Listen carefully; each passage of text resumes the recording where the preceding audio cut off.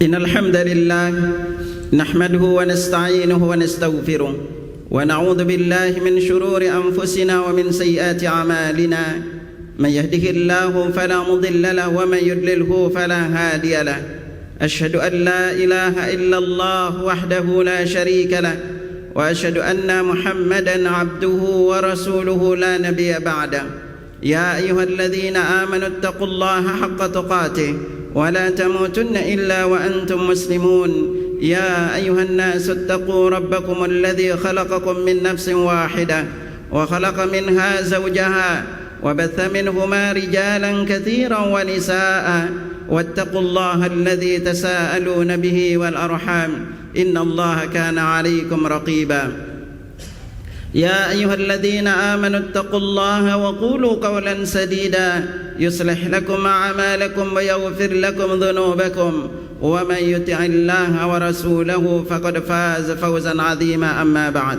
فإن أصدق الحديث كتاب الله وخير الهدي هدي محمد صلى الله عليه وسلم وشر الأمور محدثاتها وكل محدثة بدعة وكل بدعة ضلالة وكل ضلالة في النار. Jamaah salat Jumat rahimani wa rahimakumullah. Alhamdulillah, Allah Subhanahu wa taala senantiasa memberikan kita nikmat kesehatan, memanjangkan usia kita sampai kita berada di penghujung bulan Ramadan ini, dan semoga Allah Subhanahu wa taala memberikan kita kemudahan untuk mengisi hari-hari kita di penghujung hari yang penuh barakah ini, dan kita keluar dari Ramadan dalam keadaan dosa-dosa kita diampuni oleh Allah Subhanahu wa taala. Ikhwatal iman rahimakumullah, berlalunya Ramadan dan kita berada di penghujung hari ini, ada beberapa pelajaran penting yang perlu jamaah ingat untuk melangkah agar kita kelak lewati Ramadan kita lebih banyak mendapatkan kebaikan dan berlipat ganda pahalanya di sisi Allah. Apa itu? Yaitu lewat Ramadan kita bisa belajar seni melipat gandakan pahala sebuah kebaikan. Apa yang bisa kita pelajari? Pertama, ingatlah selalu jamaah sekalian bahwa di dalam Islam, di dalam bab amal saleh, ada waktu-waktu terbaik beramal saleh. Ada kurang lebih sekitar 15 waktu terbaik kita beramal saleh. Bahkan juga ada tempat terbaik beramal saleh. Dan di balik waktu dan tempat ini juga ada amal-amal khusus yang kita diperintahkan lakukan oleh Nabi sallallahu alaihi wasallam. Amalan ini ada yang terulang setiap harinya, ada yang terulang setiap minggunya, ada yang terulang sekali sebulannya, dan ada yang terulang sekali setahunnya. Dan di saat ini kita berada di bulan Ramadan yang bisa terulang sekali setahun. Karena ketika kita mendapatkan yang terulang sekali setahun ini, maka akan berefek kepada harinya kita dapatkan, mingguannya kita dapatkan, bulannya kita dapatkan. Karena itulah ikhwatal iman rahimakumullah, Ramadan ini sebagai sebuah kesempatan bagi kita. Ketahuilah Allah melipat gandakan apapun kebaikan yang kita lakukan di bulan Ramadan ini. Apalagi kita malam nanti akan berada di malam 29. Bisa jadi juga Lailatul Qadar itu jatuh di malam-malamnya. Karena kenapa? Nabi sudah jelaskan kepada kita Lailatul Qadar itu berada di malam-malam ganjilnya. Karena itu akhirnya ketika kita berada di waktu-waktu terbaik beramal saleh, kita ambil lihatnya di bulan Ramadan ini. Ketika kita berada di penghujung malam bulan Ramadan ini, maka amalan apakah yang terbaik kita lakukan? Yaitu kita mengisi hari kita itu dengan i'tikaf. Lalu malamnya juga kita berdoa, di antara doa yang disunnahkan Nabi sallallahu alaihi wasallam, Allahumma innaka afuun tuhibbul afwa fa'fu anni. Kalimat ini sebenarnya kalau kita berada di sepertiga malam terakhir di luar bulan Ramadan, maka amalan yang paling afdal kita lakukan itu adalah istighfar. Karena Nabi sallallahu alaihi wasallam khususkan, Allah firmankan di beberapa ayat Al-Qur'an, wabil ashari hum yastaghfirun, dan di waktu sahur mereka memohon ampun. Tetapi khusus untuk bulan Ramadan, maka Nabi suruh kita perintah lakukan yang kita baca di malam-malamnya adalah Allahumma innaka afuun tuhibbul afwa fa'fu anni. Pertanyaannya, apa bedanya antara istighfar dan mohon ampun? Kenapa di malam-malam ini Nabi suruh kita untuk membaca kalimat ini? Kalau kita lihat dari sisi kalimatnya, ikhwatal iman, Allahumma ya Allah, innaka, sesungguhnya engkau afuun. Apakah ada perbedaan kalimat al-afu dengan al-ghafur? Al-afu salah satu di antara nama Allah, Al-Ghafur juga di antara nama Allah. Apa perbedaan kalimat istighfar? Dimohon ampun atau kita al-afu dimaafkan oleh Allah. maka perbeda intinya adalah kalau lafaz istighfar kita diampuni oleh Allah, tetapi catatan dosa itu tidak dihapus oleh Allah. Tetapi kalau kita dimaafkan, al-afu, maka dosa kita dihapus plus catatan dosa kita dihapus juga oleh Allah Subhanahu wa taala. Dosa kita diampuni, catatannya itu juga dihapus oleh Allah Subhanahu wa taala. Inilah pembedanya.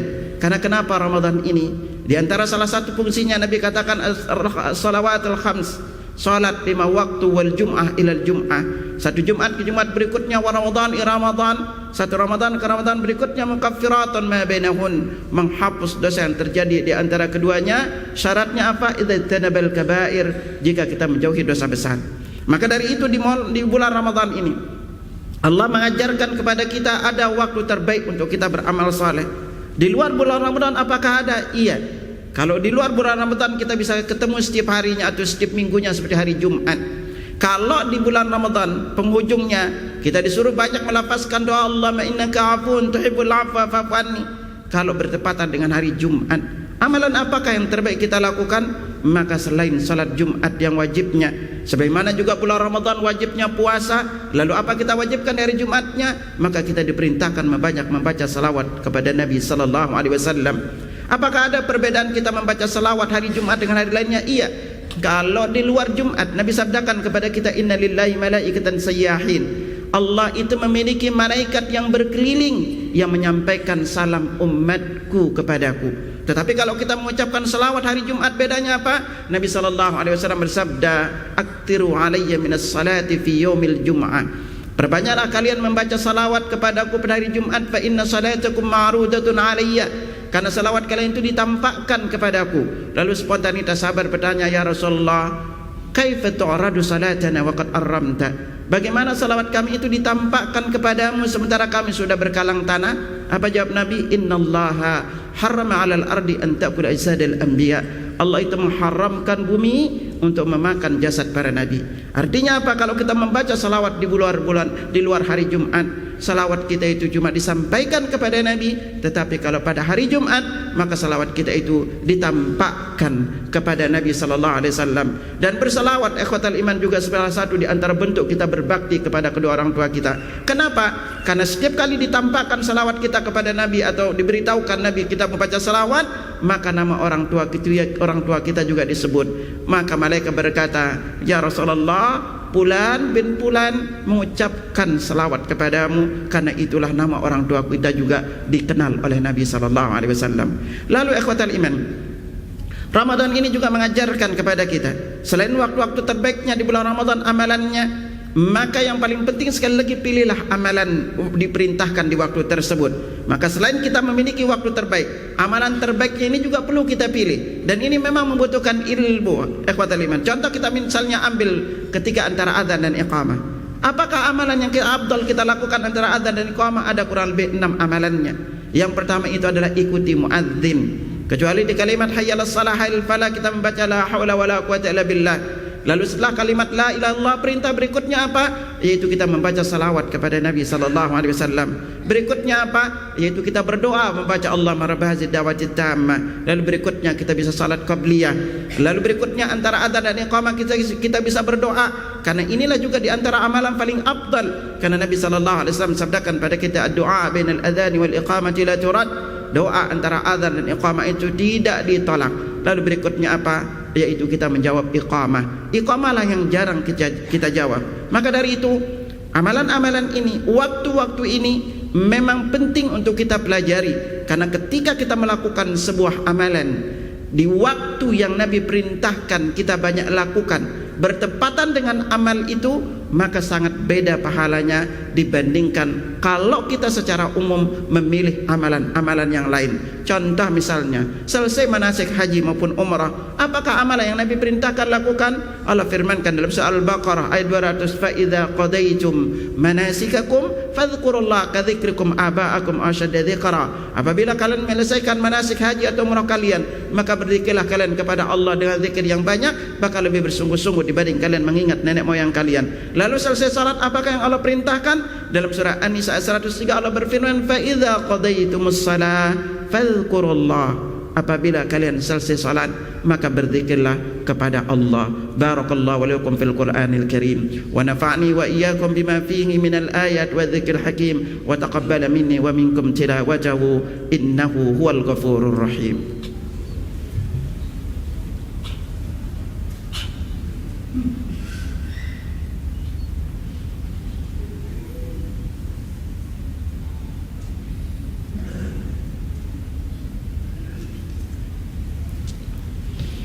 Alhamdulillahi hamdan katsiran tayyiban mubarakan fi kama yuhibbu rabbuna wa yarda.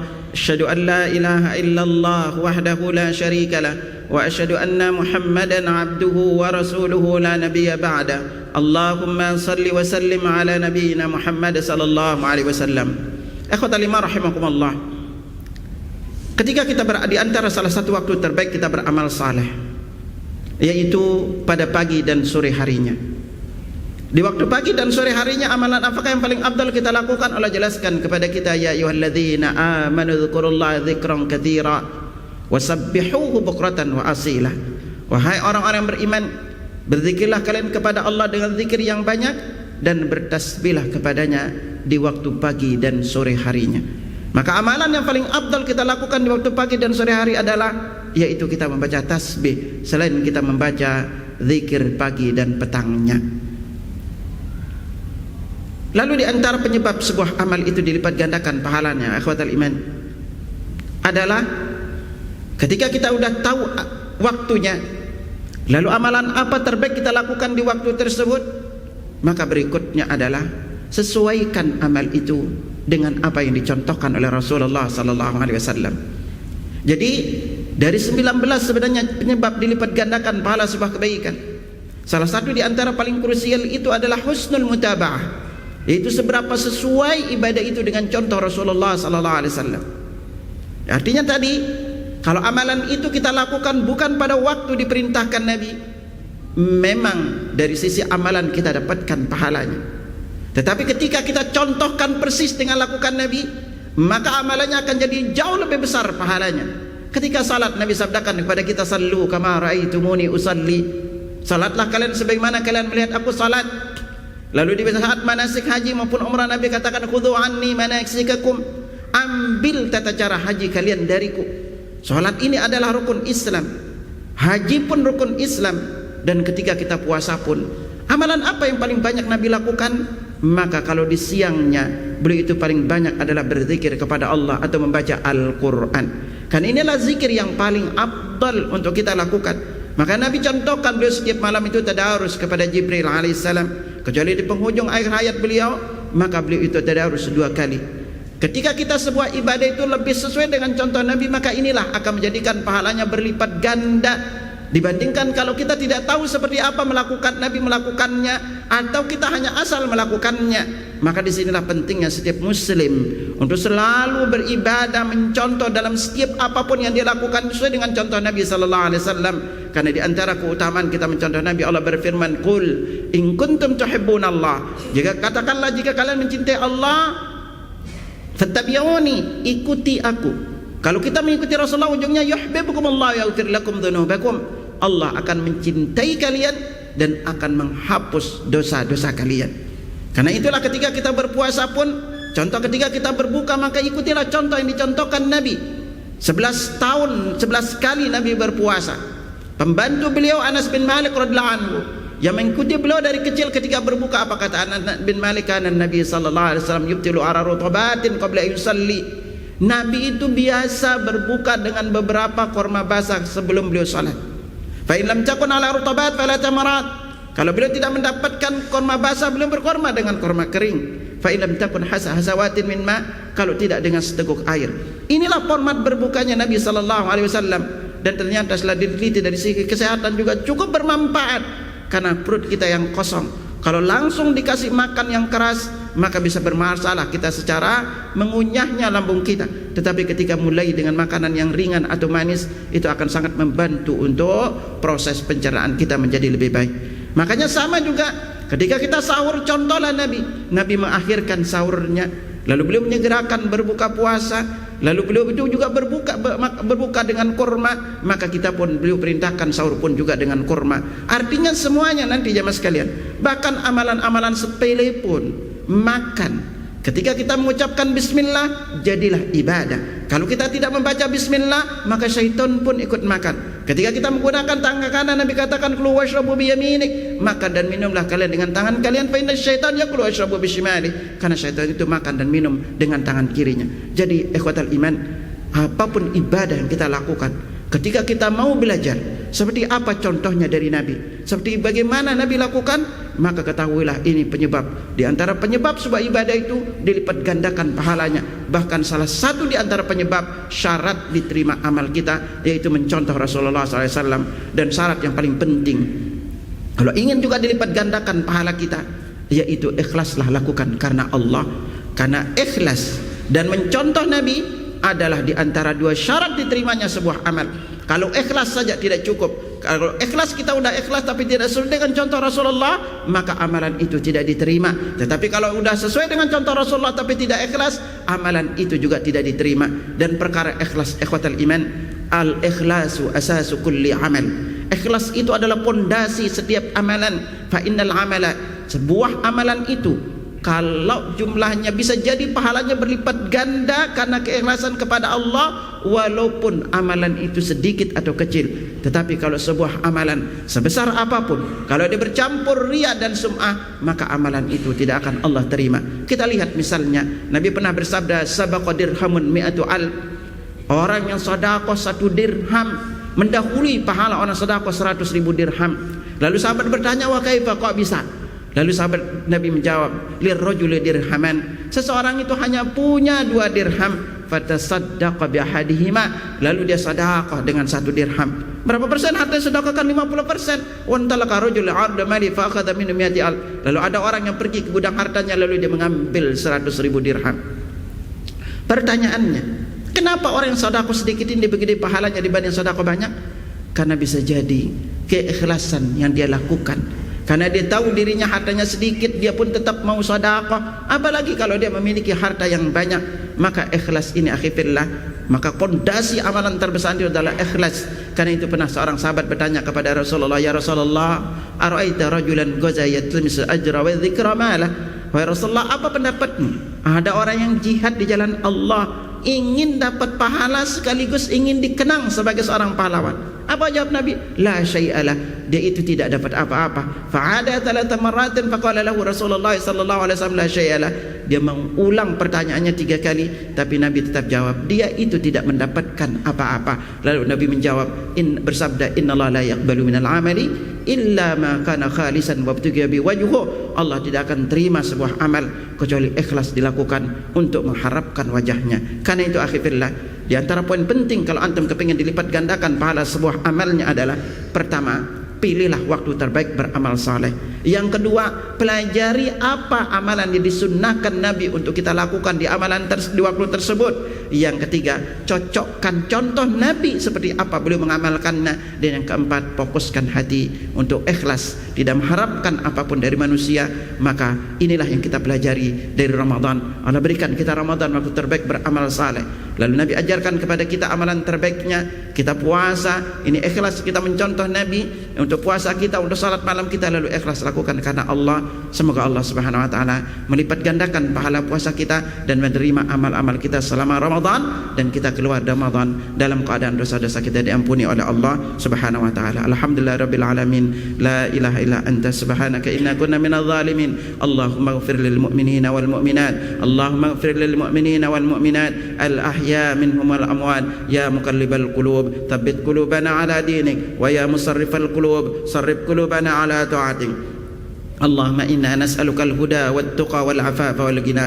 اللهم إنا نسألك المعافاة في الدنيا والآخرة. اللهم اقسم لنا من خشيتك ما تحول به بيننا وبين معاصيك، ومن طاعتك ما تبلغنا به جنتك، ومن اليقين ما تهون به علينا مصائب الدنيا، ومتعنا بأسماعنا وأبصارنا وقواتنا ما أحييتنا، واجعله الوارث منا، واجعل ثأرنا على من ظلمنا ولا من عادانا، ولا تجعل الدنيا أكبر همنا ولا مبلغ علمنا ولا تسلط علينا من لا يخافك ولا يرحمنا يا أرحم الراحمين ربنا لا تزغ قلوبنا بعد إذ هديتنا وهب لنا من لدنك رحمة إنك أنت الوهاب ربنا ظلمنا أنفسنا وإن لم تغفر لنا وترحمنا لنكونن من الخاسرين ربنا آتنا في الدنيا حسنة وفي الآخرة حسنة وقنا عذاب النار وصلى الله على محمد وعلى آله وصحبه وسلم والحمد لله رب العالمين.